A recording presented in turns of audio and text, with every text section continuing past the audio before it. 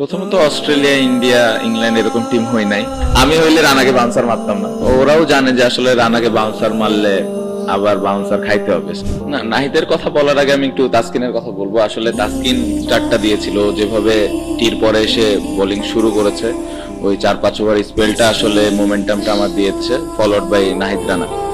তো রানার আমরা জানি যে ও কত স্পেশাল এবং কত জোরে বল করে, এবং তার সাথে স্কিলটাও স্লোলি ডেভেলপ হচ্ছে। সো অনেক এনজয় করেছে, এবং অপোনেন্ট যেভাবে ভয় পাচ্ছিল ওর এগেনস্টে, এটা দেখতে অবশ্যই ভালো লাগে। সো খুবই খুশি ও যেভাবে টিমের জন্য কন্ট্রিবিউট করছে রেগুলার।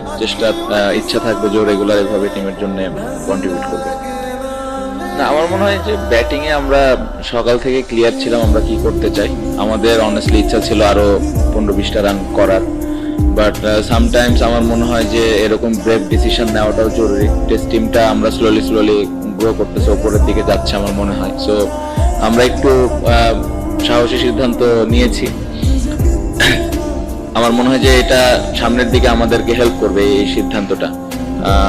তারপরে আমি বলবো যে এই সিদ্ধান্তটা নেওয়ার পেছনে আসলে কারণটা হলো আমাদের যে বোলিং অ্যাটাকটা আছে, যে 5টা বোলার আমরা এই ম্যাচে খেলেছে, সবাই স্কিলফুল এবং সবাই ভালো বল করেছে। আমার মনে হয় এই ইনিংসে মিরাজ যেভাবে স্টার্ট দিয়েছে, তাসকিন যেভাবে প্রথম উইকেটটা নিল, ওইখান থেকে মোমেন্টামটা পাওয়া।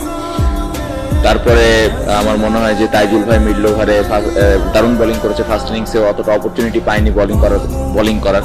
সো আমার মনে হয় 4-5টা বোলারই কন্ট্রিবিউট ছিল, স্পেশালি এই ইনিংসে তাসকিন এবং রানার ওই স্পেলটা আউটস্ট্যান্ডিং ছিল। না, খেয়াল করার কিছু নাই, ওরাও জানে যে আসলে রানাকে বাউন্সার মারলে আবার বাউন্সার খাইতে হবে। সো আমি হইলে রানাকে বাউন্সার মারতাম না, কারণ আমার ওই শখ নাই অত জোরে বাউন্সার খেলার। বাট হ্যাঁ, অবশ্যই ভালো লাগে। এখন আমরা ওই কি বলবো, বাংলা ভাষায় যদি বলি যে জবাবটা দিতে পারি, তো এটা একটা ভালো দিক।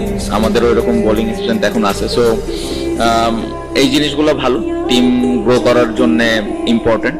সো আশা করবো যে ওরা সবাই এরকম ভাবে সুস্থ থাকবে এবং এই চ্যালেঞ্জগুলা ব্যাটসম্যানদেরকে দিবে। না, বোধ আমার মনে হয় ওই সময়টা খেলা একদম 50-50 ছিল, ওদেরও জেতার একটা সম্ভাবনা তৈরি হয়েছিল।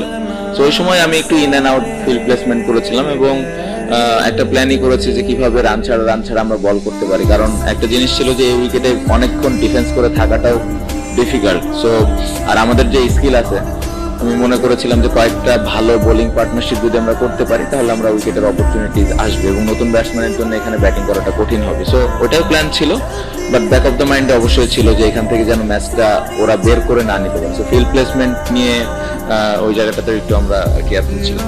2-1 বার, খুব কম। আগে হয়তো একটু বেশি